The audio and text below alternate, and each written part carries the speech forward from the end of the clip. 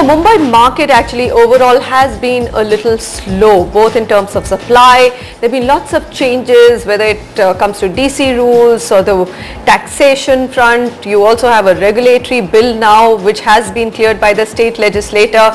So it's interesting to actually catch up with a Mumbai realtor who's listed, declared his numbers today. And of course, the numbers have a different story to tell you altogether what's going to happen to real estate going forward. That's anybody's guess. But Oberoi Realty is the company we are going to outlist now. The pressure is visible not on the top line. Sales stood at 197.6 crore.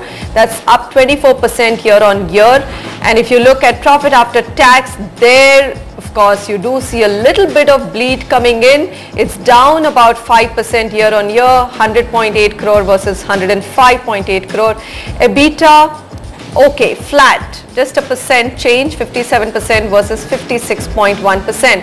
Now, if you look at some of the other data points, the company did see sales of about 0.12 million square feet helped by price hikes in the Goregaon project, but it's really the lower margins in the hospitality projects which impacted its earnings.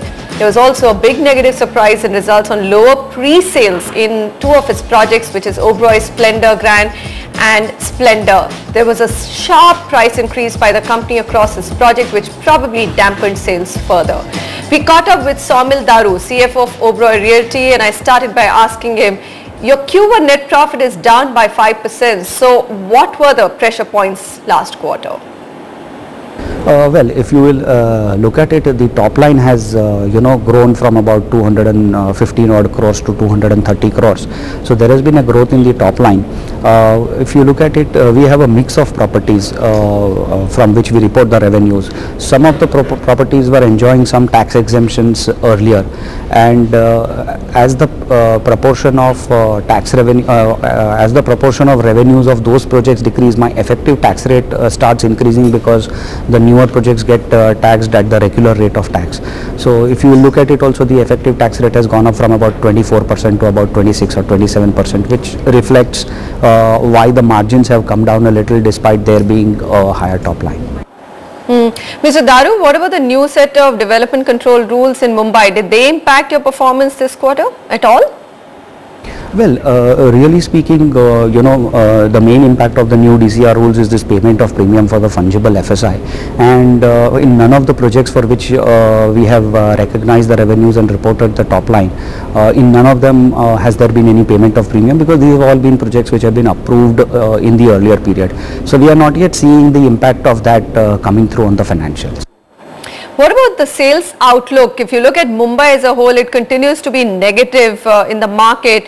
You've still stuck to your gun and said we will increase prices. Why is that? Seems that that strategy is paying off for you?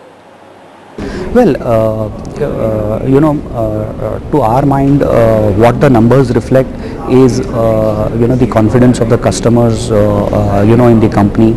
I think the customers have also grown far wiser. They are willing to give monies to companies where they believe that, they have a brand, they have a track record of completion, where they are sure that they will get their property at the end of an X period of time. So, if one looks at that, yes, for us it has worked. As far as the rest of the Bombay market is concerned, in the end, whatever one looks at, we are all people, we are all sectors which are in the end going to be influenced by the sentiment in the economy, and we have been hearing a lot about certain steps which the government in Delhi is planning to take, to improve the sentiment. All of us know enough and more about the macroeconomic headwinds which the country has been facing. So as and when you will see some improvement on that account, I think you are going to see that flow through happening to each of the sectors, and all of us benefiting, sentiments changing, and the volumes coming back.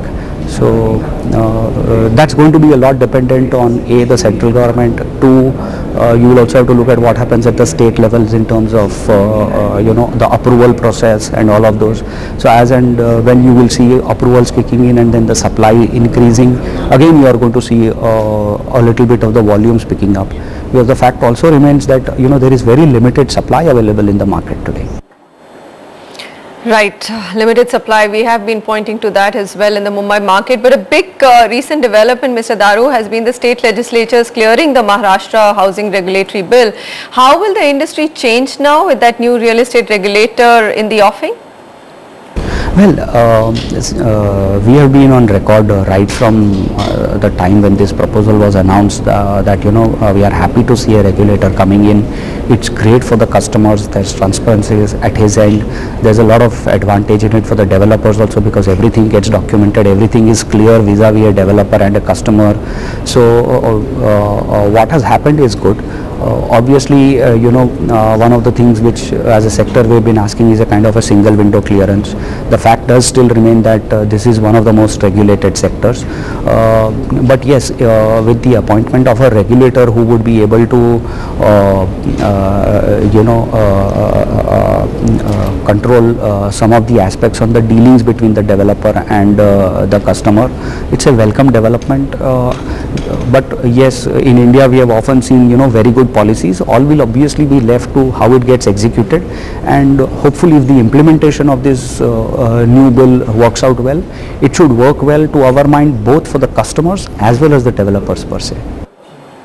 All right, Mr. Daru, thanks very much for joining us. Of course, that's a positive note from a developer on the Maharashtra Housing Regulatory Bill.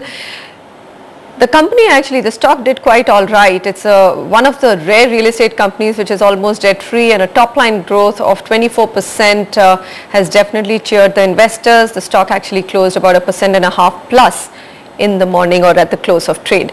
Pick up the phone and call us if you're looking to buy, sell or invest in property and would like to make an informed decision. You can also reach out to us at property@ndtv.com. What are we going to bring you next? Well, how will you verify the claims of a builder offering a green project? How much do they follow green principles of construction? That's what we're going to slug out.